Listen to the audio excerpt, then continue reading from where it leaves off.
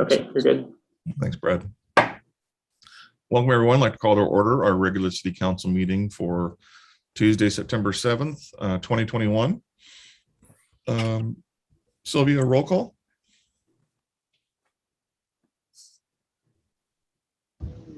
Mayor May. Here.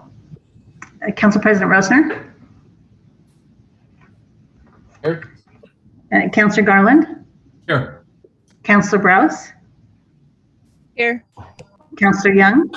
Here. Councilor Griffin. Here. Councilor Scott. Here. Wonderful, thank you. Thank you, Sylvia. Would everyone please join me in the Pledge of Allegiance? I pledge allegiance to the flag of the United States of America and to the republic for which it stands, one nation, under God, indivisible, with liberty and justice for all. Thank you, Council. I did go out of order, and I apologize, Sylv. You threw me off just a little bit, but I was ready for you. I was just on remote control or something. Next on the agenda is approval of the agenda. I move we approve the agenda. Second. Okay. Thank you, Russell and Kim. All in favor of approving this agenda as presented, say aye. Aye. Opposed? Thank you, Council. We have seven items on the consent agenda this evening. Item A is approval of the August 17th, 2021 City Council meeting minutes. Item B is approval of the August 26th, 2021 City Council meeting minutes. Item C is Resolution 2021-081, appointing Arissa DeOde to the Sherwood Cultural Arts Commission. Item D is Resolution 2021-082, City Manager or City Manager Pro Tem to enter into a contract with Carrier Corporation to replace air conditioning chiller at the Civic Building.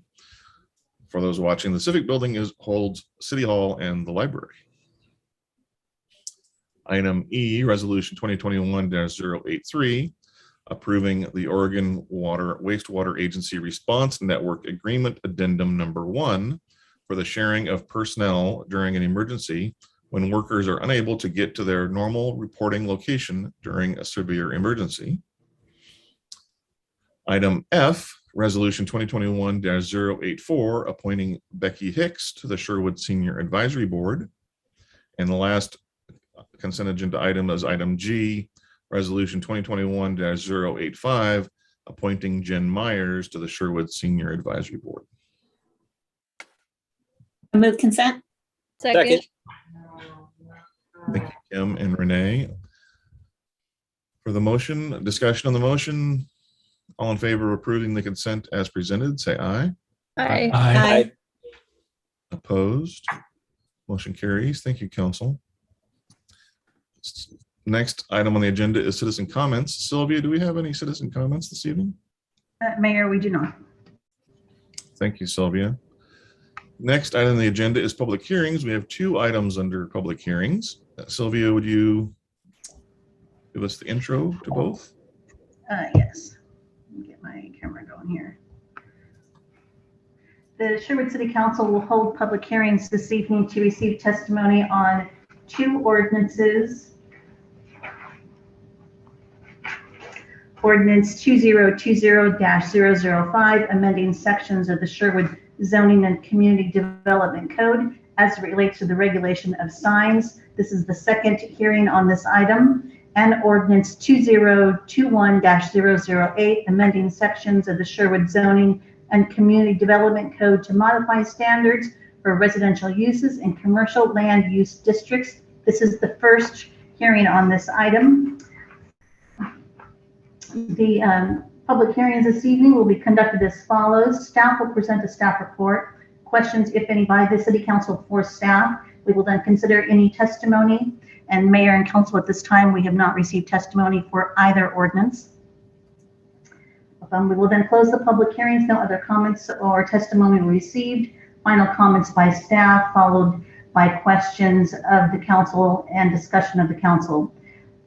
for ordinance 2020-005. This is the second hearing before the City Council on this item. A decision may be made by the council at the close of this hearing, or the matter may be continued to a time and date certain. If the matter is continued to a date certain, this is the only notice of that date you will receive.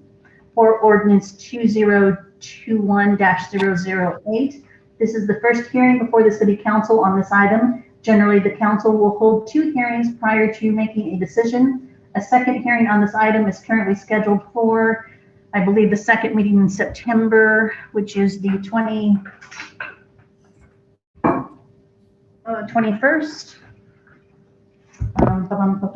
However, in accordance with the city charter, the council reserves the right to make a decision at the close of this hearing by a unanimous vote of all sitting council members. Thank you, Sylvia.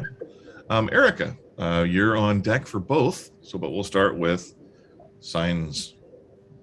Great. Let me share my screen here really quick.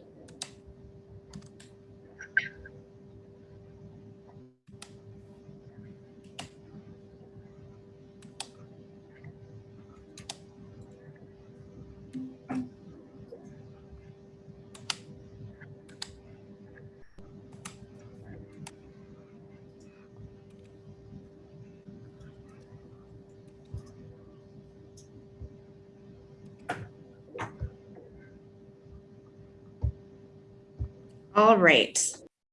I hope everyone can see my screen. So tonight we have the sign code update, ordinance 2020-005.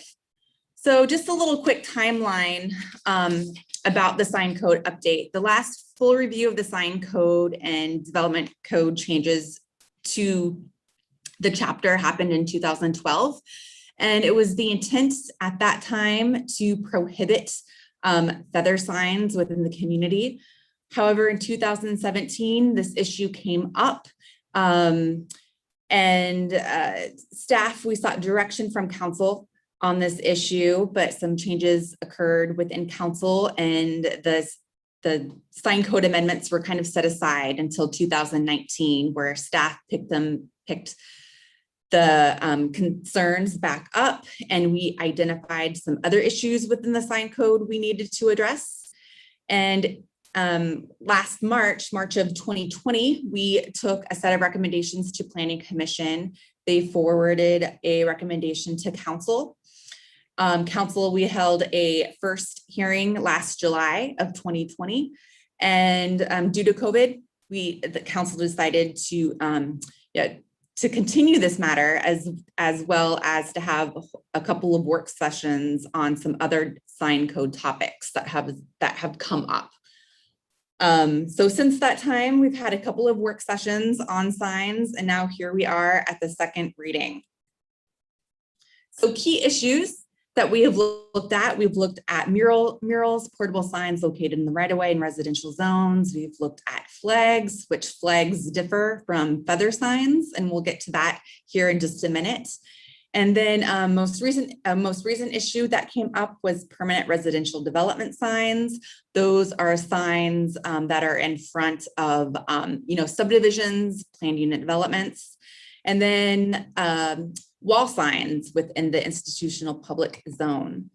So murals, the current code was unclear on whether we allowed murals or not. We only had a definition in the code, and that was the only portion of the code that spoke to murals. So what we have done in the proposed amendments, we have exempted murals from the sign code. We have also created a process for creating murals within the community by creating the murals plan, as well as creating a easement if it's needed, so that the mural is controlled by the city and it's publicly owned. Portable signs within the right-of-way of residential zones. So our current language in the code says that if you place a portable sign within the right-of-way in residential zones, you need to have a good faith effort of contacting the homeowner in which that sign is located. Our proposed amendment here is that if you place a portable sign within the right-of-way adjacent to a home, you need the authorization of the adjoining property owner. We did receive one public comment on this proposed code language through the Planning Commission public hearing process, and that was from the Portland Realtors Association. And their recommendation is to stick to the current language in the code as it is now. So flags, we can't regulate content for flags. We didn't have a definition of flags in our current code, and so we created a definition. And then we also created some, additional standards for non-residential and residential areas for flags. So in non-residential areas, each site can have up to 4 flags or 120 square feet of flags on flagpoles no greater than 40 feet in height, located within the front yard setbacks. And then in residential areas, a person can have up to 2 flags or 24 square feet of flags, poles no greater than 20 feet in height, located within the front yard setback. Other signs. The current issue, like I said, was that our current code language wasn't clear on whether or not we allowed feather signs or not. In 2012, the intent was to clearly prohibit them. And direction that we received through work sessions with council is to clearly prohibit them in this new code language. But as such, we were directed by council to develop a feather sign buyback program or some type of program that would benefit those businesses that do have or have purchased, feather signs that are currently using them. So what this plan would look like would be, we would roll it out next month in October. And the initial phase, we would go out with our code compliance officer and talk to businesses, let them know about this program, what we're doing. We would also advertise this program via all of our social networks that we use as well. The program, the way it's detailed is that businesses must have a valid Sherwood business license. They would fill out a form, and the amount of compensation really varies on the number of signs that each business has. So this is what we have proposed. Also, businesses can only submit once for the buyback program, so they can't just keep bringing in, multiple signs. And we would run this program up into the beginning of next year of early 2020. And I'm going to pause there for just a second, just because Erica is sharing this because we thought that council members would want to know a little bit more of the details. We still need to bring the program to council for your buy off. And so, certainly if you have comments about any details, we're happy to hear that here this evening or afterwards. We'll probably try to bring this to you at the next council meeting just to make sure that you're supportive of the details of the program as well as budgeting. I did do a fairly informal, but I think thorough drive around of the city. And I counted about 15 businesses actually that have those feather signs. I figured maybe there's 20. So just to kind of give you an idea of how much money we're talking about, we're not talking about tens of thousands of dollars maximum. We're probably talking, $5,000 at the top end is my guess. Again, we can talk more about that when we bring that to you guys. So to be clear, this proposed buyback is not part of what we're voting on tonight. Or is it? It is not. The idea is that you're voting on the sign code with the understanding that we will have a program, and here's the idea that we've started to frame up. So personally, to me, when we're having a public hearing, I think the presentation should pertain only to what's actually in the public hearing that we're voting on, but that's just one counselor's opinion. Duly noted.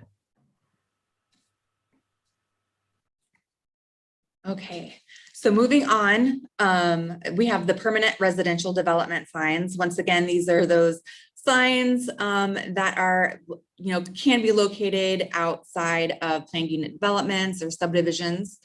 There was a loophole in our current code that we have fixed with a new definition.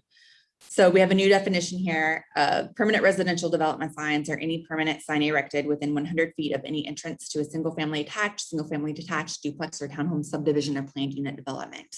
And so hopefully with this language, we will deter any permanent residential development signs in Sherwood.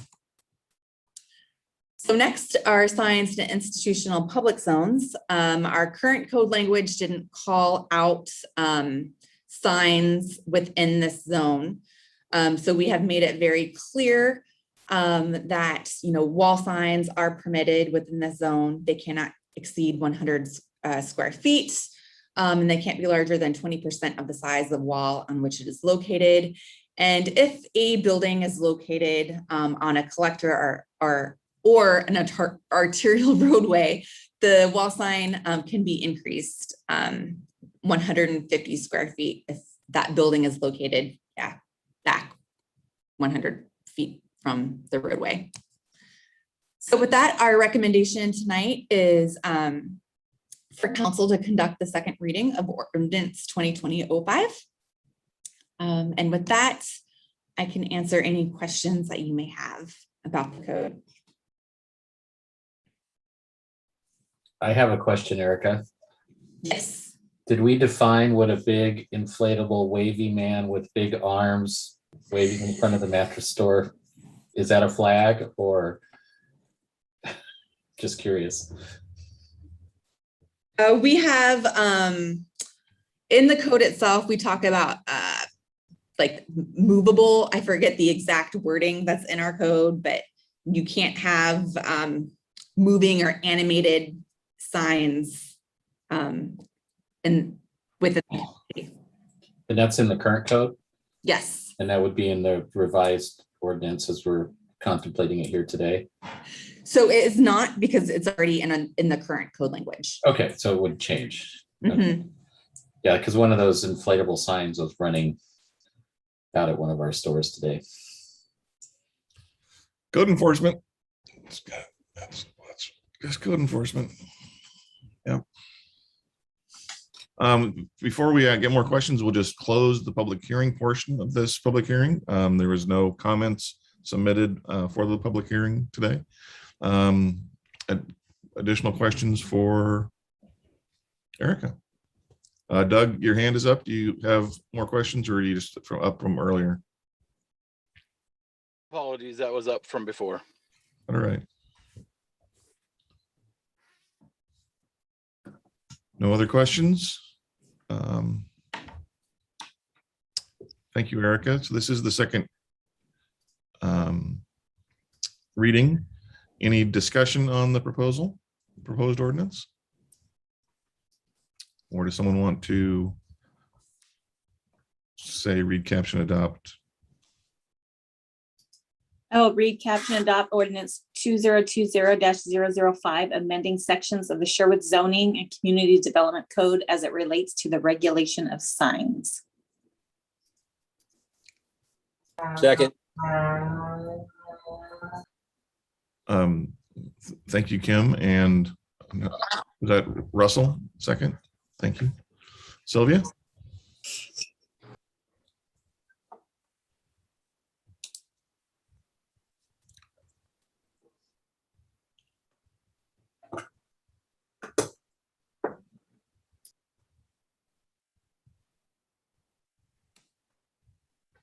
Ordinance 2020-005, amending sections of the Sherwood zoning and community development code as it relates to the regulation of signs. Councilor Scott, how do you vote? No. Councilor Griffin? Aye. Councilor Browse? Aye. Councilor Young? Aye. Council Garland? Aye. Council President Rosner? Aye. Mayor Mays? Aye. Thank you. Thank you, Sylvia. Public hearing item B, Erica. Commercial residential and commercial districts. All right, so our second public hearing tonight is multifamily and commercial land use districts. And this is also, again, a development code update.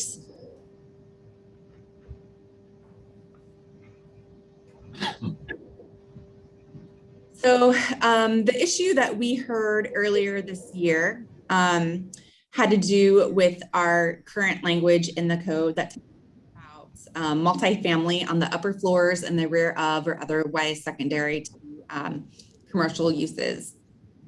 We know that economic development and job creation and the preservation of the tax base are very important goals for council.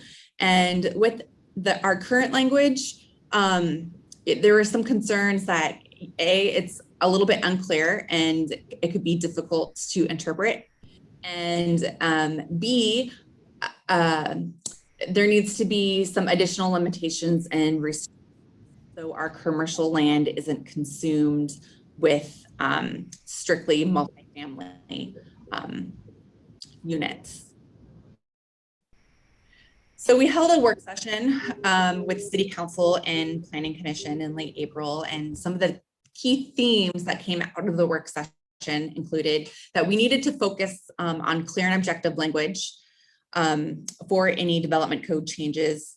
And we should only allow for vertical mixed use building opportunities outright. We should look at limiting the number of stairwells that are open to the outside for aesthetic purposes. And then we really need to make clear that the reference to the high density standards in our current language sets the maximum density, but there's no minimum density requirement. Also,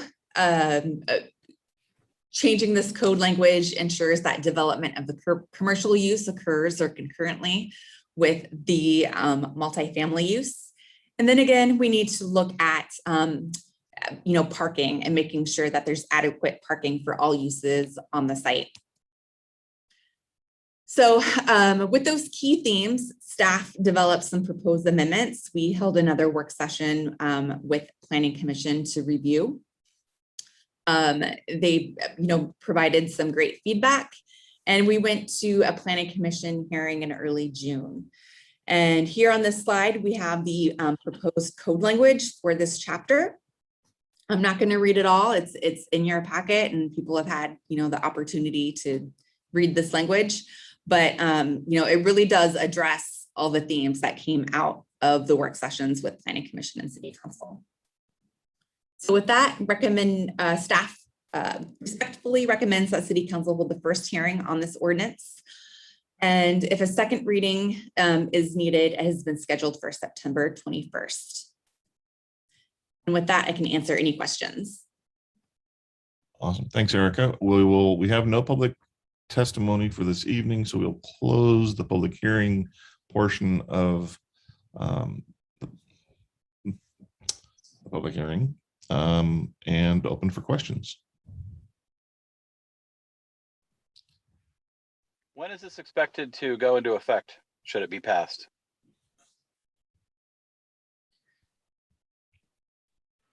It's 30 days after adoption. Mm-hmm.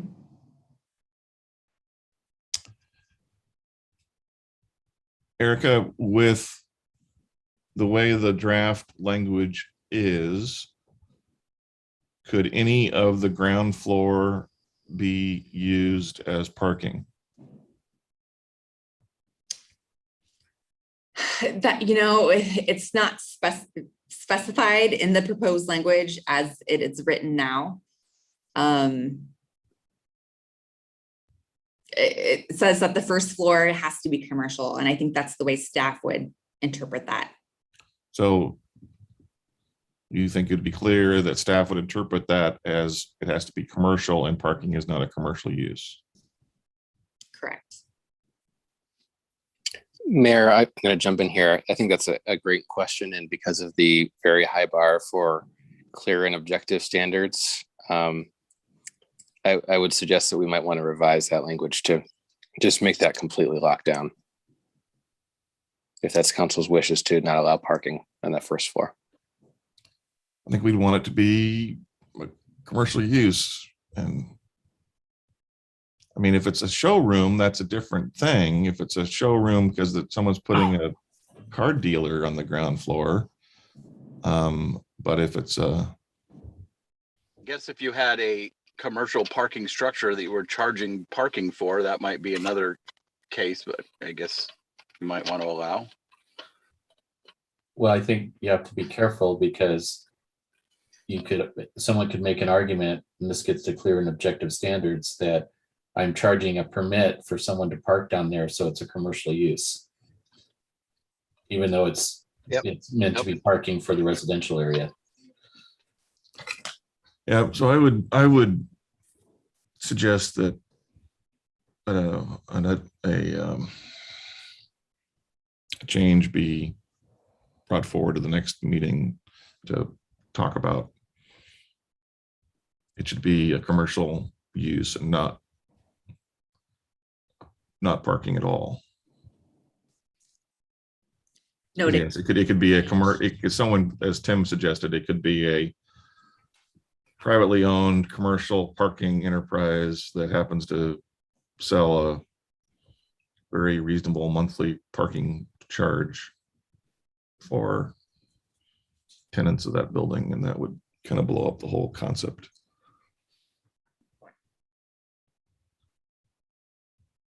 I have another. Any other ways that someone could look at this code and get a different product than what we're looking for? To that end, Erica, could you put that slide up that has the proposed changes? Yes.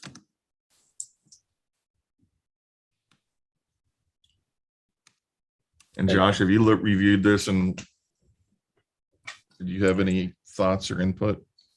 I have, and there's always something that we don't think of, and I really appreciate drawing our attention to the parking issue. That's a great one.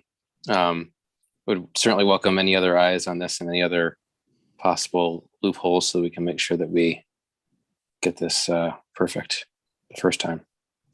I did have one other thing while I was looking at this just now, that it does say non-residential uses permitted on the underlying zone is located on the ground floor. We probably want to clarify that that's occupying the entire ground floor, not just that there's some non-residential use down there on the first floor. I think that was the intention. The whole first floor is used for commercial or other non-residential use.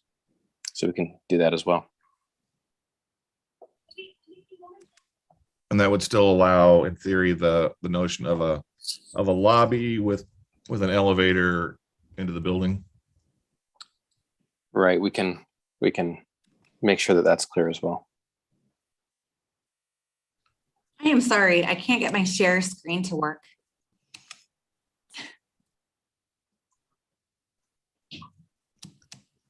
I think that list that is also the bottom of page 91 and the top of 92 in the packet. The 8 items, is that what you're talking about? Yeah, that's where it's at in the packet. Yeah. I had a question about stairwells. And that's number 7. A building with multi-family housing is limited to 2 stairwells that can be entered from the outside. So that's both are outside. I guess that makes sense, but I think the intent is that you can have only up to 2 outside stairwells. You can have more internal ones if you want, right? So maybe the wording could be clarified. It does read a little awkwardly, I think. Yeah. So Josh, if you'd review that, I think that would be beneficial. I mean, the goal is not to have, at least from my perspective, the goal is not to have a 4-unit project above, and each one has an individual stairwell to get to their unit. Right. The goal is you have emergency stairwells or a single or 2, just if it's a 2-unit. But if it's 3+, it's elevators to get to the upper levels as well, and then have the emergency stairwells that are required. See, okay. So if you can make sure that Yes. or an option to be sure that is clear. Tim, what was your question gonna be on those?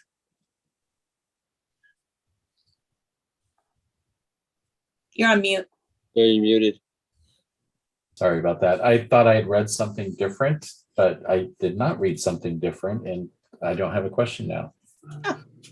But I'm still thinking. That's dangerous.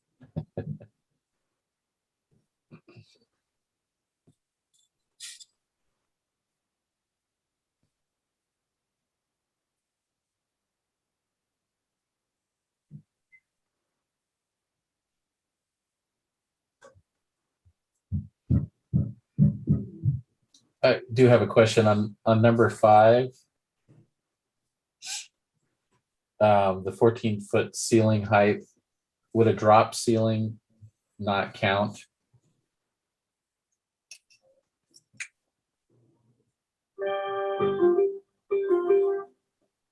So with the interior height of the ground first floor commercial, we are saying that the 14 feet is measured from the entry level finished floor to the bottom of the structural members of the floor above. So it would have to be, 14 feet in height from that finished floor grade up to the ceiling height.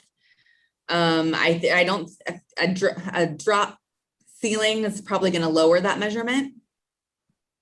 Well, but wait, you said structural ceiling. So that would seem to imply that the drop floor would be fine and you'd still be, or drop ceiling would be fine. You'd still be able to.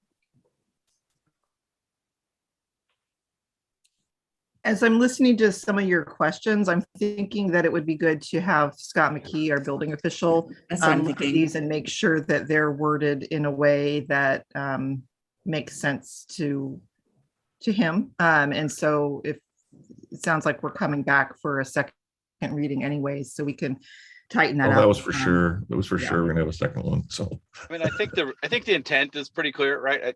I think it's 14 feet from the first floor, from where the first floor is to where the second floor is. If they have a drop ceiling, like who cares, right?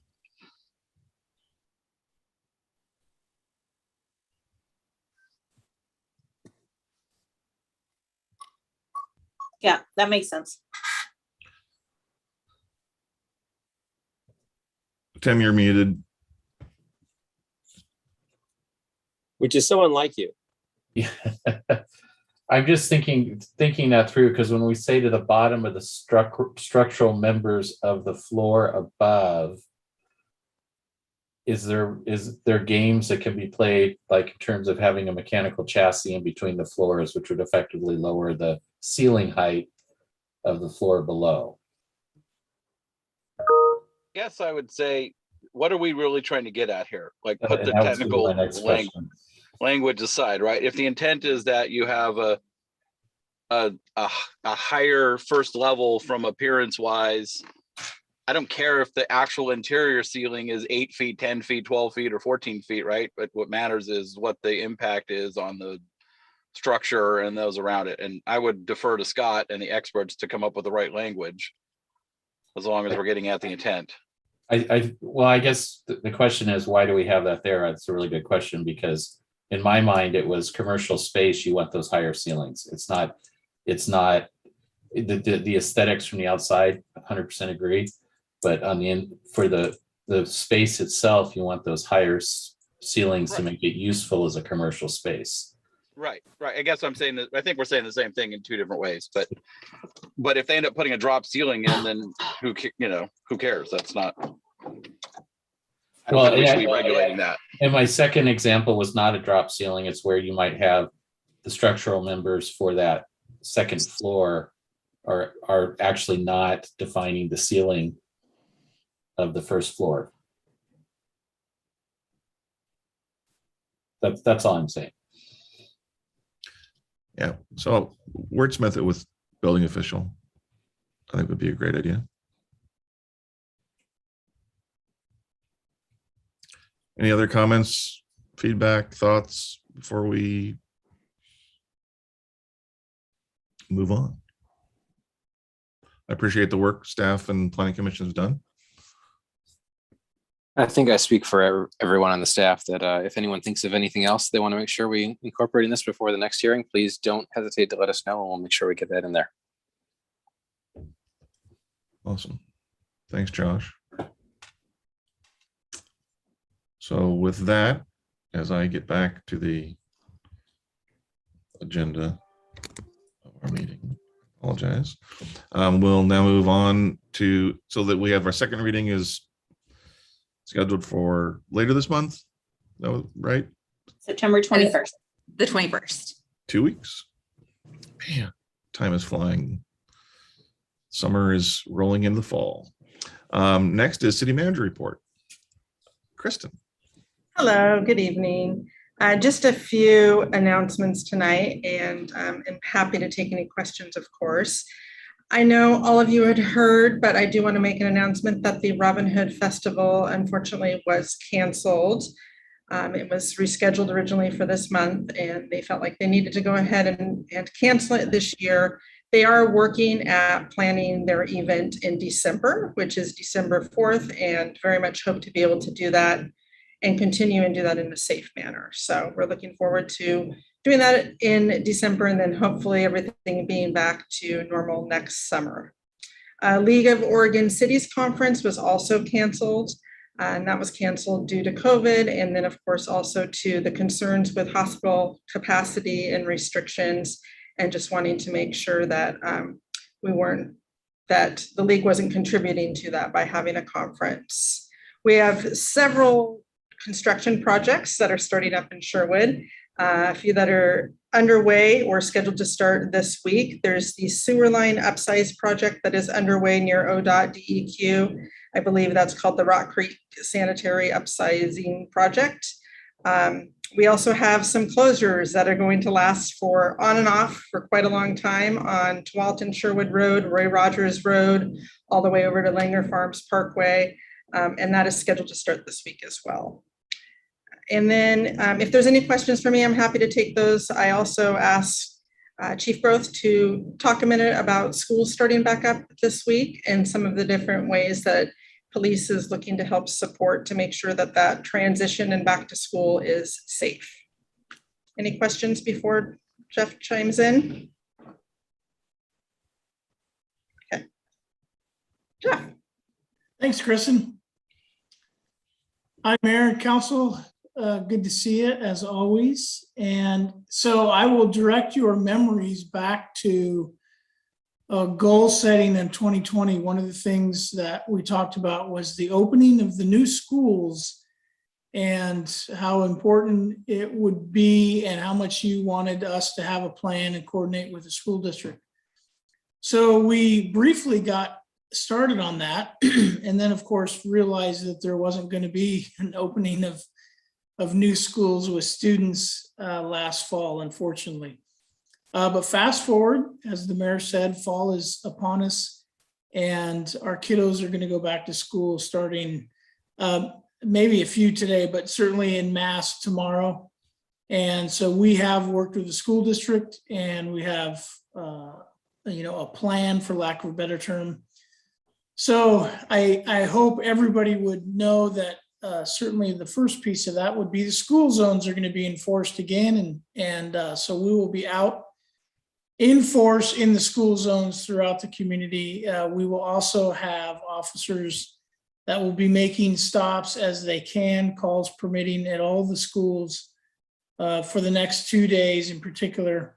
And then we're going to have an officer specifically assigned to both the high school and the middle school just for that those first 2 days of school. So that's above and beyond anything else that we would normally do. So as I said, coordinated very well with school district, and everybody's excited to have a first day of school again.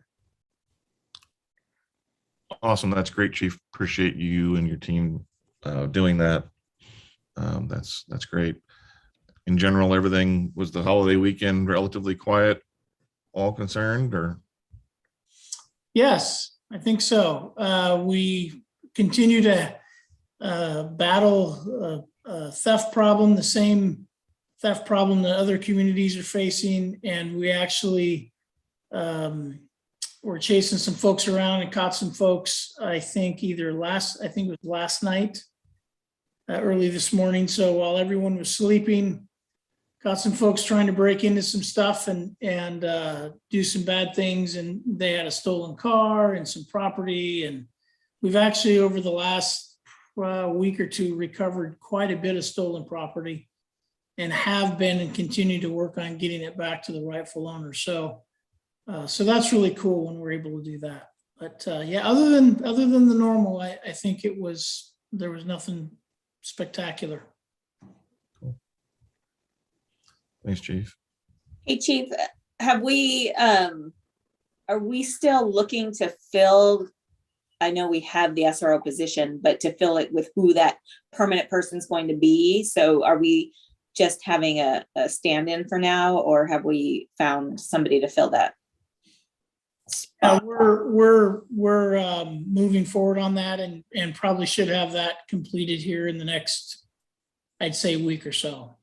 Awesome. We're just about zoned in on that bullseye, and we'll get that done, and then continue to get some folks out of training, and then and are in fact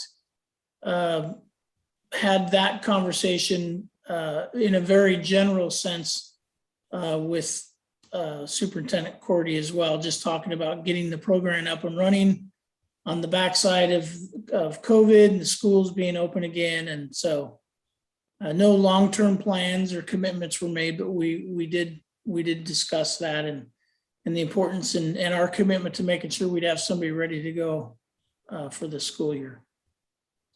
Great, thank you. Chief, we still have some open slots, correct, on the force? We do. So I think it's great that you all are planning to help the schools and keep the kids safe. That's amazing. How is that going? How are you all handling that with the gaps in personnel? Very carefully and cautiously. It is a balancing act for sure. But I think we're pretty comfortable where we're at right now. Some good news on the recruitment front. We did not get a ton of applications on our most recent lateral recruitment. However, those that we did were very, very strong applicants. And so I obviously can't get into detail on that right now, but we did interviews today and we do have 3 very strong candidates out of that pool. So yeah, that's really exciting. Outstanding. People want to come to work at Sherwood PD still. Of course. Yeah, it's a reflection of the chief and his team and the entire department, as well as our city staff as a whole and our community. That's awesome. It's not that they heard the chief was retiring. Yeah. That's good. Joking. Yeah.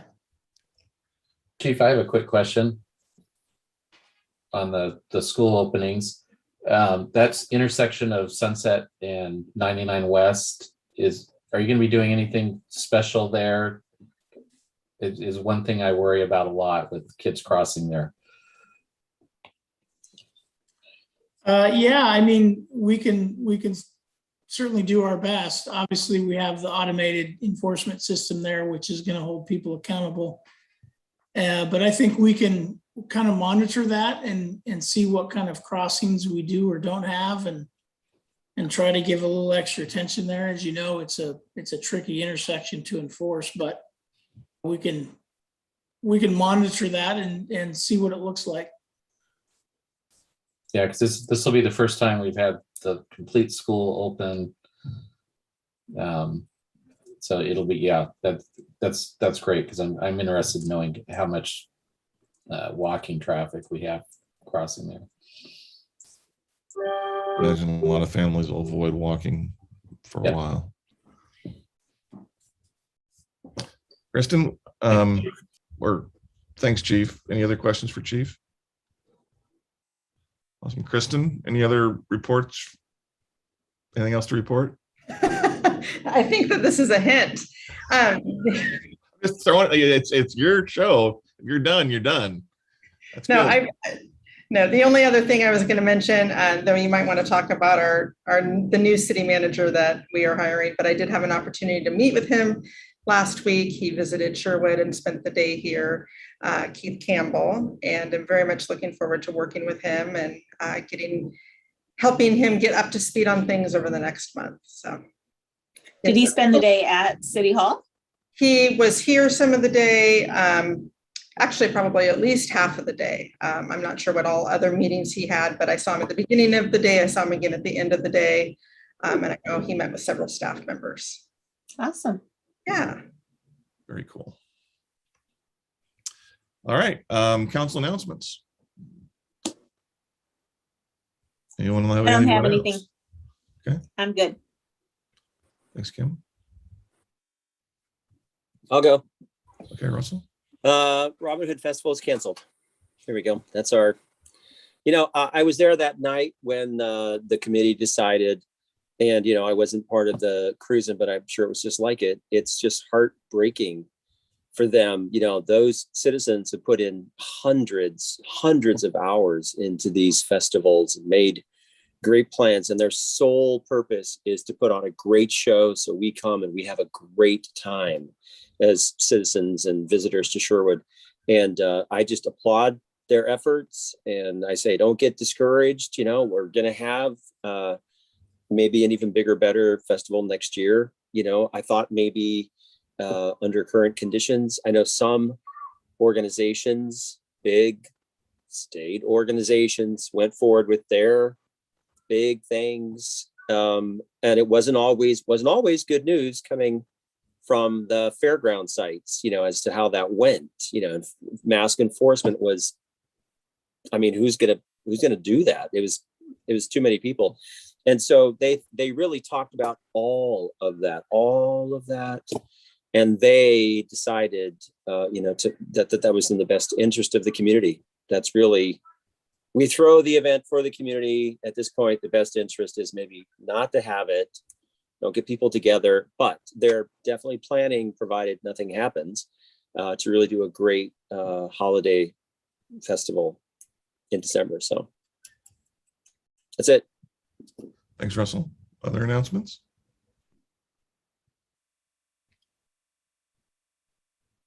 Nothing for me this week. Nothing from Tim, nothing from Sean. Renee? No, nothing from me really. I'm just looking forward to tomorrow's Senior Advisory Committee meeting. I believe Maya is going to update us on senior, what is it called? Senior community, how to make it more of a livable community for seniors. Awesome. Great. Doug, anything to add? Any comments tonight? Announcements? Not from me, no. Awesome.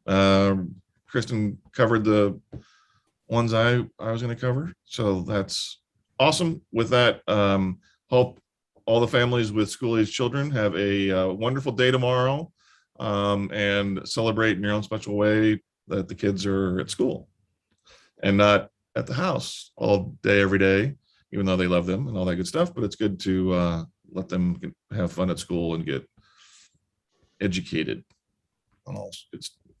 And have a great week. And thanks everyone for all you do in our community.